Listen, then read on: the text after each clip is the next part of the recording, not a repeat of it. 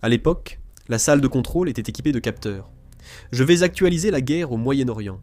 La Russie soutient militairement l'Iran pendant le cessez-le-feu. Selon le New York Times, citant des responsables américains, la Russie enverrait des pièces de drones à l'Iran par la mer Caspienne pour restaurer ses capacités offensives après la guerre. L'Iran et la Russie échangent depuis longtemps divers biens, dont du matériel militaire par la mer Caspienne. L'armée israélienne a frappé le port de Bandar Anzali sur la mer Caspienne durant la guerre pour empêcher le transport d'équipements militaires russes. À l'époque, il a été signalé que des drones Shahed, des obus et d'autres munitions entraient en Iran par ce port.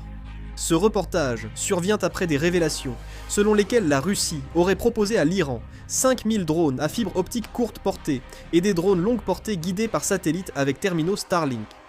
Il n'est pas encore confirmé que les pièces de drones fournies par la Russie pendant la trêve soient directement liées aux drones à fibre optique ou FBV. Le soutien russe en pièces détachées pour drones va au-delà de la logistique militaire et répond à la volonté de l'Iran de reconstituer ses capacités de missiles et de drones avant un possible conflit avec les États-Unis et Israël. L'Iran chercherait à restaurer des systèmes d'armes et des lanceurs cachés dans des installations souterraines ou sous des décombres après les frappes aériennes américaines et israéliennes. En cas de nouveau conflit au Moyen-Orient, l'Iran pourrait utiliser ses armes et lanceurs restaurés pour des représailles contre les forces américaines et les pays du Moyen-Orient. La Chine aurait aussi soutenu l'Iran lors d'attaques contre des bases américaines pendant la guerre. Le département d'État américain a sanctionné le 8 mai 4 organisations pour leur soutien aux attaques iraniennes menées pendant la guerre contre les forces américaines au Moyen-Orient, dont plusieurs entreprises chinoises. Earth Eye et Shangwang Satellite Technology, basées en Chine, sont sanctionnées pour avoir fourni à l'Iran des images satellites d'installations militaires américaines et alliées au Moyen-Orient. La Russie aurait donné à l'Iran des renseignements satellitaires sur des installations militaires américaines et des drones Shahed pour aider les attaques contre les forces américaines. Autrement dit, dans cette guerre, il apparaît de plus en plus clairement que la Russie et la Chine ne se contentent pas d'un simple soutien diplomatique, mais apportent également à l'Iran un appui concret en fournissant des renseignements militaires et du matériel. Les États-Unis continuent actuellement d'augmenter la pression sur la Chine concernant son soutien à la puissance militaire iranienne. Le 8 mai, le Trésor américain a sanctionné 10 personnes et entreprises accusées d'avoir aidé à fournir pièces détachées et matières premières pour drones et missiles balistiques iraniens. Plusieurs entreprises de Chine continentale et de Hong Kong seraient aussi concernées. Il n'est pas encore confirmé si ces entreprises ont tenté de fournir des pièces détachées ou matières premières à l'Iran pendant le cessez-le-feu. La Chine a déjà appuyé la reconstruction de la force de missiles iranienne. Après la guerre Israël-Iran de juin 2025, la Chine aurait aidé l'Iran à relancer son programme de missiles balistiques en lui fournissant du perchlorate de sodium, une matière première essentielle, utilisée dans le propergol des missiles à combustible solide. Des négociations de paix sont en cours, mais l'Iran n'a pas encore répondu à la dernière proposition des États-Unis et devrait continuer à renforcer sa puissance militaire durant ces discussions. Esmail Baghaei, du ministère iranien des Affaires étrangères, a annoncé le 9 mai que l'Iran étudiait la proposition américaine, sans tenir compte d'aucun délai.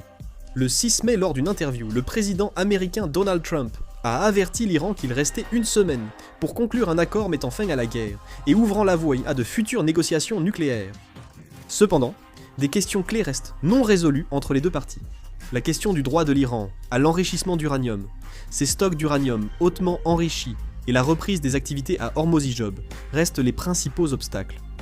Axios a rapporté le 8 mai selon 2 sources que le Qatar est actuellement le principal médiateur entre les États-Unis et l'Iran. Selon le reportage, les autorités qataries sont actuellement en contact non seulement avec des hauts responsables des gardiens de la révolution impliqués dans la prise de décision en Iran, mais aussi avec des représentants américains, ainsi qu'avec l'équipe de médiation du Pakistan. Des images satellitaires ont révélé des traces suspectées d'une importante fuite de pétrole près de l'île de Karg dans le golfe Persique. Cependant, la cause exacte de cette fuite n'a pas encore été déterminée. Le 8 mai, le New York Times, s'appuyant sur une analyse d'images satellitaires, a rapporté qu'une vaste nappe de pétrole semblait s'être formée autour de l'île de Karg. Orbital EOS, société de surveillance de la pollution marine, a indiqué que les traces de la fuite signalées par le New York Times s'étendaient sur plus de 50 km² au 6 mai, et que plus de 3000 barils de pétrole brut auraient été déversés en mer. La cause de la fuite n'est pas encore clairement établie, mais des experts en énergie ont estimé que le fait que l'Iran ait récemment commencé à stocker de grandes quantités de pétrole brut à l'intérieur de pétroliers pendant de longues périodes pourrait avoir augmenté le risque d'accident.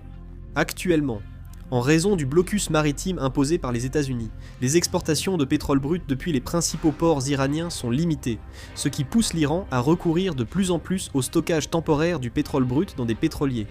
Autre possibilité mentionnée, la rupture du pipeline sous-marin, reliant le vieux champ pétrolifère d'Abouzar à l'île de Kharg.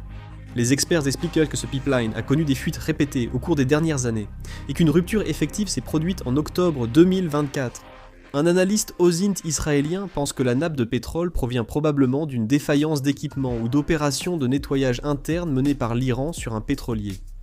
Par la suite, des images satellites commerciales prises le 9 mai ont montré que la nappe de pétrole s'était déplacée vers le sud, se dispersant et se diluant considérablement. Je réaliserai et mettrai en ligne une vidéo si d'autres informations nous parviennent. Je vais conclure la vidéo. Merci.